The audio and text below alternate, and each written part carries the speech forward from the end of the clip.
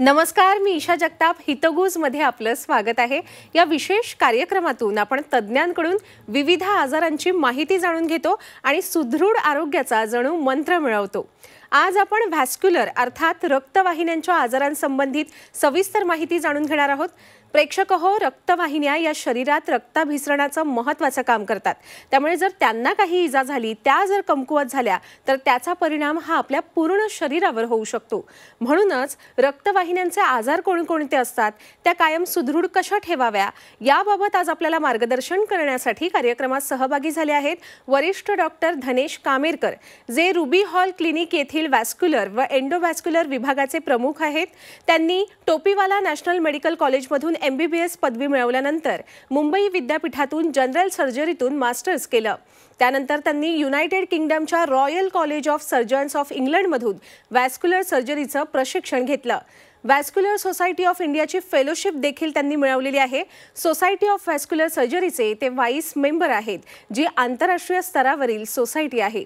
तसंच vascular and endovascular surgical society of Maharashtra and गोवाचे ते फाउंडर प्रेसिडेंट आहेत. एंडोव्हॅस्क्युलर व कॅरोटिड शस्त्रक्रिया विषयात त्यांना विशेष रस आहे. त्यांच्या 4हून अधिक दशकांच्या समृद्ध अशा कारकिर्दीत अनेक राष्ट्रीय आंतरराष्ट्रीय नियतकालिकांमध्ये त्यांचे शोधनिबंध प्रसिद्ध झालेले आहेत. तसंच वैद्यकीय क्षेत्रातील त्यांच्या कार्याबद्दल आजवर त्यांना अनेक राष्ट्रीय आंतरराष्ट्रीय पुरस्कारांनी सन्मानित करण्यात आलेले आहे. सर, आपल्या कार्यक्रमात स्वागत आहे. नमस्कार. नमस्कार. त्याचबरोबर आजच्या या चर्चेत डॉक्टर अमित राणे हे देखील सहभागी झालेले आहेत, जे नव्या पिढीतील शल्य चिकित्सक आहेत. महाराष्ट्र आरोग्य विद्यापीठ नाशिक अंतर्गत असलेल्या शासकीय वैद्यकीय महाविद्यालय मिरज इथून त्यांनी MBBSचं शिक्षण पूर्ण केलं. त्यानंतर जनरल सर्जरीचा अभ्यासक्रम त्यांनी पूर्ण केला. त्यांनी अनेक राष्ट्रीय परिषदांमध्ये सहभागी होऊन शोधनिबंध सादर केलेले आहेत. आज आपण या दोन्ही डॉक्टरांकडून जाणून घेणार आहोत रक्तवाहिन्यांच्या आजारांविषयी. डॉक्टर अमित राणे, आपलं देखील या चर्चेत स्वागत आहेत. नमस्कार. नमस्कार. सुरुवातीचा प्रश्न आहे डॉक्टर धनेश यांच्यासाठी. डॉक्टर, रक्तवाहिन्यांसंबंधित नेमके कोणकोणते आजार असतात आणि ते किती सामान्यपणे आढळतात? तसं बघायला गेलं तर आम्ही व्हॅस्क्युलर सर्जरीमध्ये किंवा आमच्या स्पेशालिटीमध्ये 2 गोष्टी प्रामुख्याने सांगतो, लेग अटॅक आणि ब्रेन अटॅक. जसा हार्ट अटॅक असतो त्याचप्रमाणे पायामध्ये जर काही दुखायला लागलं रक्तवाहिन्यांमुळे, अशुद्ध किंवा शुद्ध रक्तवाहिन्यांमध्ये ब्लॉकेज यायला लागले, तर त्याला आपण लेग अटॅक म्हणतो. आणि ज्या वेळेला काही पॅरालिसिस किंवा स्ट्रोकचे अटॅक येतात त्यावेळेला आपण ब्रेन अटॅक म्हणतो. हे तसे बऱ्यापैकी कॉमन आजार आहेत. त्याच्या व्यतिरिक्त व्हेरिकोज वेन म्हणजे नसा, शरीराच्या अशुद्ध नसा ज्या पायात असतात त्या फुगणं, ज्याला व्हेरिकोज वेन म्हणतो, किंवा पायाच्या रक्तवाहिन्यात अशुद्ध याच्यामध्ये गुठळ्या होणं, ज्याला डीप वेन थ्रॉम्बोसिस म्हणतो. हे 4 गोष्टी बऱ्यापैकी कॉमन दिसतात. या व्यतिरिक्त आपल्याला रक्तवाहिन्या फुगल्यामुळे ज्याचा आजार किंवा विकार म्हणतात त्याला अॅन्युरिझम म्हणतो, तो प्रकार सुद्धा आपल्याला दिसू शकतो. अच्छा, म्हणजे रक्तवाहिन्यांसंबंधित अतिशय गंभीर असे आजार आहेत, जे डॉक्टर धनेश यांनी आता आपल्याला सांगितलेले आहेत. डॉक्टर अमित, मुळात रक्तवाहिन्या म्हणजे काय असतं शरीरात आणि त्यांचं आरोग्य हे आपल्या एकंदरीत आरोग्याच्या दृष्टीने किती महत्त्वाचं असतं? शुद्ध रक्तवाहिन्या ज्यांना आपण आर्टरीज म्हणतो, अशुद्ध रक्तवाहिन्या त्यांना आपण वेन्स म्हणतो, आणि अवधानांकडून नेणाऱ्या रक्तवाहिन्या त्यांना आपण लिम्फॅटिक्स म्हणतो. या तिघांचं आरोग्य शरीराच्या सगळ्या अवयवांच्या व्यवस्थित कामासाठी महत्वाचं असतं.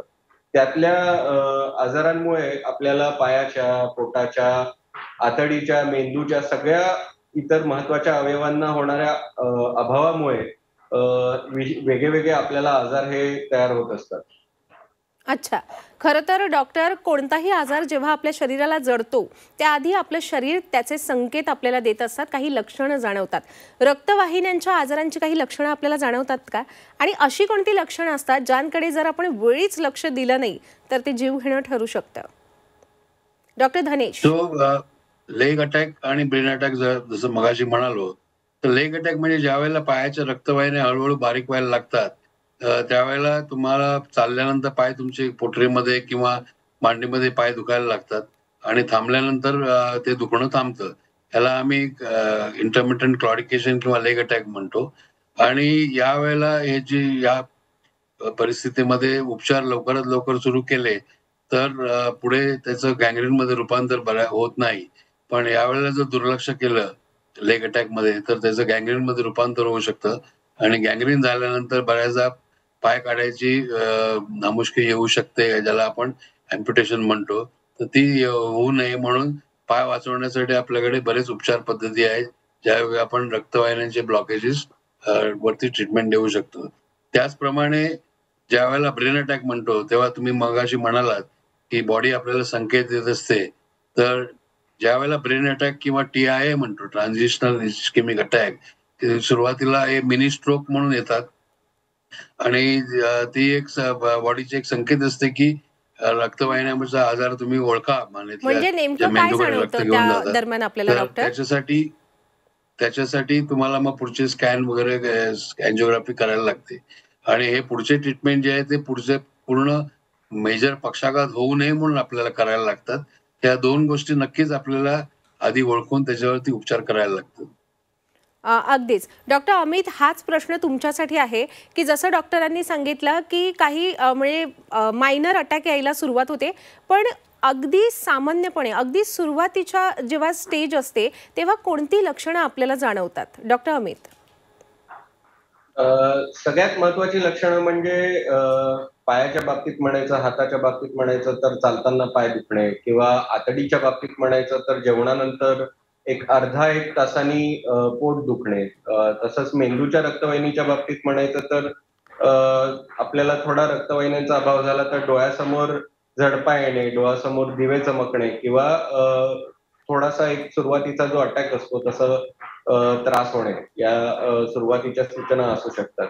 अशुद्ध रक्तवाहिन्यांच्या बाबतीत जास्त वेळ उभं राहिल्यावर पाय जड येणे, पाय सुजणे, पायाच्या शिरा फुगणे किंवा घोट्यासमोर खाज येणे किंवा दोघं पायांच्या घोट्याच्या आजूबाजूला काळसरपणा येणे, हे काही लक्षणं असू शकतात. अच्छा, रक्तवाहिन्यांचे आजार कोणकोणते आहेत, त्याची लक्षणं कोणकोणती जाणवतात, हे आपण आम्हाला सांगितलेलंच आहे. आता आपण त्यांच्या कारणांकडे वळूया. डॉक्टर धनेश, हे जे रक्तवाहिन्यांचे आजार असतात ते नेमके कशामुळे होतात? जसं की अशुद्ध रक्तवाहिन्या फुगून ज्या गाठी तयार होतात त्या नेमक्या कशामुळे होतात? तो ज्यावेळेला आपण अशुद्ध रक्तवाहिनीच्या आजाराचा विचार करतो, कॉमन जे आपल्याला दिसतात ते व्हेरिकोज वेन किंवा त्याच्यामध्ये जर काही गुठळ्या झाल्या तर त्याला आपण व्हिनस थ्रॉम्बोसिस म्हणतो. मुख्य कारण व्हेरिकोज वेन होण्याचं म्हणजे जनरली बऱ्याच बायकांमध्ये प्रेग्नन्सी किंवा डिलिव्हरी नंतर कॉमन असतात, पण अनुवंशिक सुद्धा असू शकतात की फॅमिलीमध्ये ज्या झडपा असतात वेन्सच्या पायाच्या त्या वीक असतात आणि त्यामुळे त्या नसा फुगायला लागतात. आत्ताचा जर विचार केला तर ज्यांचं ऑक्युपेशन लॉंग स्टँडिंग म्हणजे जास्त वेळ उभं राहणं असेल किंवा आता जर तो विचार केला IT क्राऊडमध्ये जास्त वेळ बसून राहणं, की जे तासोनतास एकाच ठिकाणी बसून राहतात, त्यामुळे त्या नसा फुगायला लागतात, त्यातल्या वाल्व्हची झडपा वीक व्हायला लागतात आणि म्हणून मग व्हेरिकोज वेन होतात. आणि जर हालचाल फार कमी झाली असेल पायांचे, स्पेशली बसल्यानंतर त्याच्यामध्ये गुठळ्या होण्याची भीती असते आणि या गुठळ्या वरती जर फुफ्फुसाकडे गेला तर त्याने ते जीवाला धोका सुद्धा राहू शकतो. त्यामुळे मेनली जास्त वेळ उभं राहणं किंवा बायकांमध्ये प्रेग्नन्सी किंवा डिलिव्हरी नंतर व्हेरिकोज वेन होणं किंवा जास्त वेळ बसून राहणं याच्यामुळे नसा फुगू शकतात. काही रोगांना आतल्या वेनमध्ये गुठळ्या जर झाल्या असतील तर बाहेरच्या नसा फुगायला लागतात आणि ज्याच्यामुळे सुद्धा व्हेरिकोज वेन होऊ शकतात. पण हे कॉमन कारण व्हेरिकोज वेनसाठी आणि त्या उपचार याच्यामुळे होतात. अच्छा.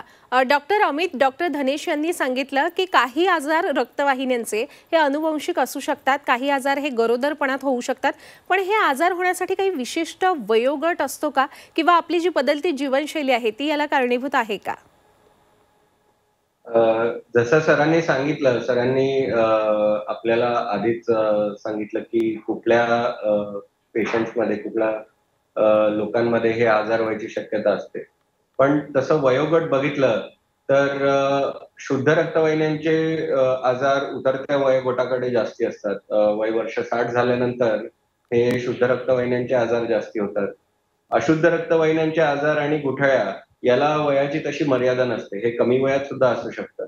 यांची मूळ कारणं म्हणजे आपली जी जीवनशैली आहे सध्याची बदललेली आहे. आपलं चालणं कमी झालंय, लाईफस्टाईल हेल्दी नाहीये, स्मोकिंग किंवा तंबाखूजन्य पदार्थांचं सेवन जे लोक करतात तसंच दारूचा अतिरिक्त उपयोग जे लोक करतात अशा लोकांमध्ये हे आजार व्हायची शक्यता जास्त असते. अच्छा. आता आपण आता सर्वात महत्त्वाचा प्रश्न आहे डॉक्टर धनेश यांच्यासाठी, की या रक्तवाहिन्यांच्या आजारांवर उपचार कोणकोणते असतात? उपचार जर आपण विचार केला तर नक्कीच मगाशी डॉक्टर अमितने सांगितल्याप्रमाणे लाईफस्टाईल मॉडिफिकेशन, जसे आपण हृदय विकारासाठी किंवा डायबिटीससाठी करतो, सेम उपचार आपल्याला याच्यामध्ये सुद्धा सुरू करायला लागतात. तुमचं डाएट व्यवस्थित घ्यायला लागतात, एक्सरसाइज करायला लागते, स्मोकिंग किंवा काय ब्लड प्रेशर कंट्रोलमध्ये ठेवावं लागतं, स्मोकिंग बंद करायला पाहिजे. याच्या व्यतिरिक्त ज्यावेळेला उपचाराची वेळ येते त्यावेळेला आयदर आपण औषधांनी ते कंट्रोलमध्ये ठेवू शकतो.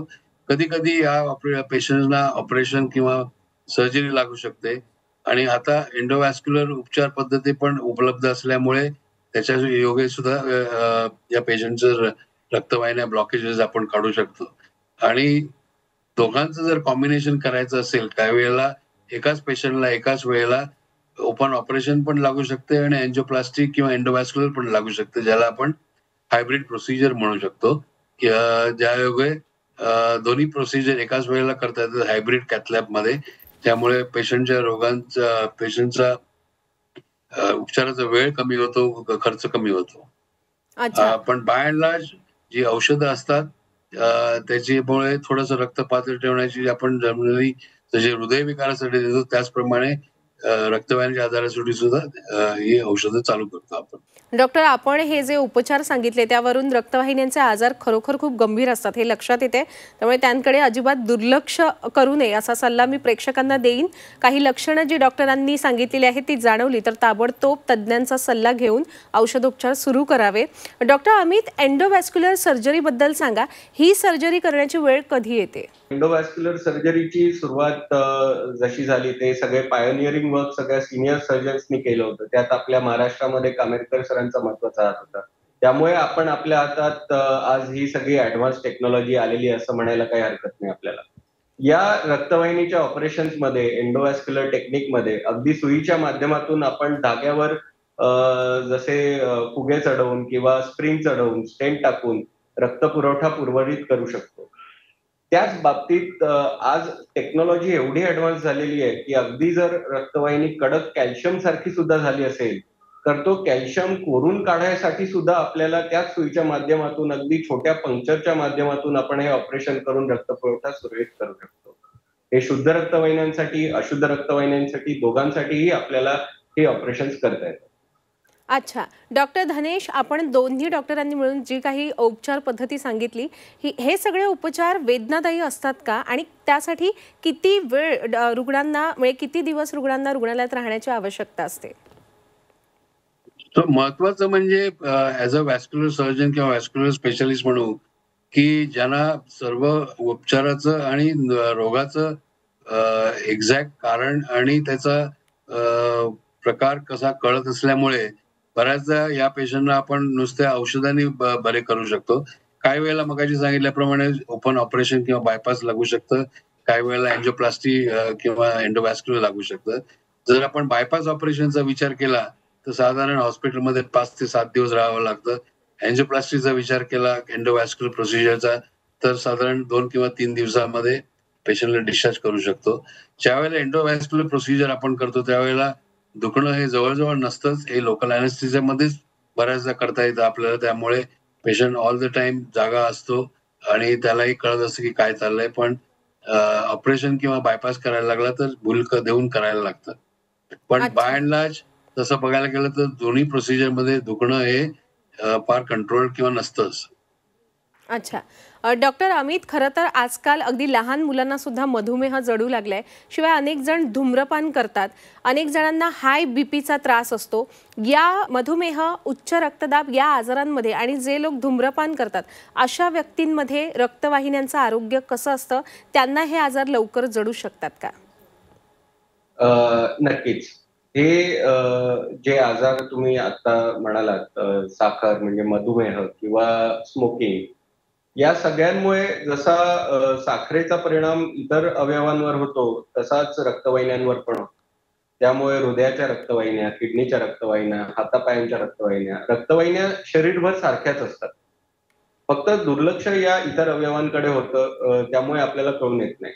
पण या आजारांमुळे नक्कीच या व्याधींची सुरुवात लवकर होऊ शकते. जेणेकरून रक्तवाहिन्यांना जर त्रास झाला, त्यांच्या रक्तपुरवठ्याच्या वेगात जर अडथळा आला, तर मात्र अपुऱ्या रक्तपुरवठ्यामुळे हे त्रास आपल्याला उद्भवू शकतात. अच्छा, आता आपण आलेलो आहोत कार्यक्रमाच्या समारोपाकडे. डॉक्टर धनेश, आपण सांगितलं की ज्यांचं काम हे जास्त वेळ उभं राहून असतं त्यांना रक्तवाहिन्यांचे आजार लवकर जडण्याची शक्यता असते.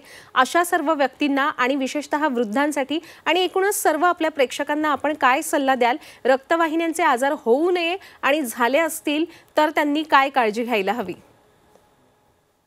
होऊ नये यासाठी ऑफकोर्स म्हणजे शुद्ध रक्तवाहिन्याचा विचार केला आणि तुम्हाला जर बाकीच्या व्याधी असतील, डायबिटीज किंवा ब्लड प्रेशर किंवा हार्टचे काही प्रॉब्लेम तर किंवा कोलेस्ट्रॉल, तर अशा वेळेला तुम्ही नियमित डॉक्टरांकडून तपासणी करून हे सगळे कंट्रोलमध्ये ठेवणं फार महत्वाचं आहे. कारण डायबिटीज कंट्रोलमध्ये नसेल, ब्लड प्रेशर कंट्रोलमध्ये नसतील तर त्याचे रक्तवाहिन्यांवर नक्कीच उपायकारक प्रॉब्लेम्स येतात. उदाहरणार्थ डायबिटीसमुळे रक्तवाहिन्यामध्ये ब्लॉकेजेस निर्माण होतात. ब्लड प्रेशर वाढलं तर ज्या मेन रक्तवाहिन्या आहेत त्या फाटू शकतात. ज्याला आपण एओर्टिक डिसेक्शन म्हणतो. तर हे त्यामुळे नेहमी कंट्रोलमध्ये ठेवणं हे फार महत्वाचं आहे आजार सुरू व्हायच्या आधी. एकदा आजार सुरू झाल्यानंतर नियमित अगेन डॉक्टरांकडून तपासणी करून घेणं दर काही महिन्यांनी आणि जर काही ब्लॉकेजेस वाढत असतील रक्तवाहिन्यांचे स्पेशली पायांमधले किंवा दुसऱ्या अवयवांची तर त्यावरती वेळोवेळी वेळेमध्ये उपचार करणं जे काही एंडोव्हॅस्क्युलर प्रोसिजर असू शकेल किंवा ओपन ऑपरेशन किंवा सर्जरी असू शकेल, हे वेळेत करणं फार महत्वाचं आहे. तुम्ही मगाशी विचारल्याप्रमाणे उभं राहण्याचं टाळता यायला पाहिजे. आता सध्या जो गाजतोय पॉइंट हा क्रॉनिक व्हिनस इन्सफिशियन्सी तुम्ही सगळ्यांनी ऐकला असेल जगभर. तर त्या बेसिकली लॉंग स्टँडिंगमुळे होतं, ज्यामुळे पायाला सूज येते आणि व्हेरिकोज वेन होऊ शकतात. तर अशा वेळेला जर तसा प्रोफेशन असेल तर जनरली बऱ्याचदा कॉम्प्रेशन मोझेक घालणं फार महत्वाचं असतं. त्यायोगे अगदीच पायाला अगदीच डॉक्टर. सपोर्ट मिळतं. खरं तर हा विषय फार व्यापक आहे, पण आपल्या या कार्यक्रमाला वेळेची मर्यादा असल्यामुळे आता या ठिकाणी आपल्याला थांबावं लागणार आहे.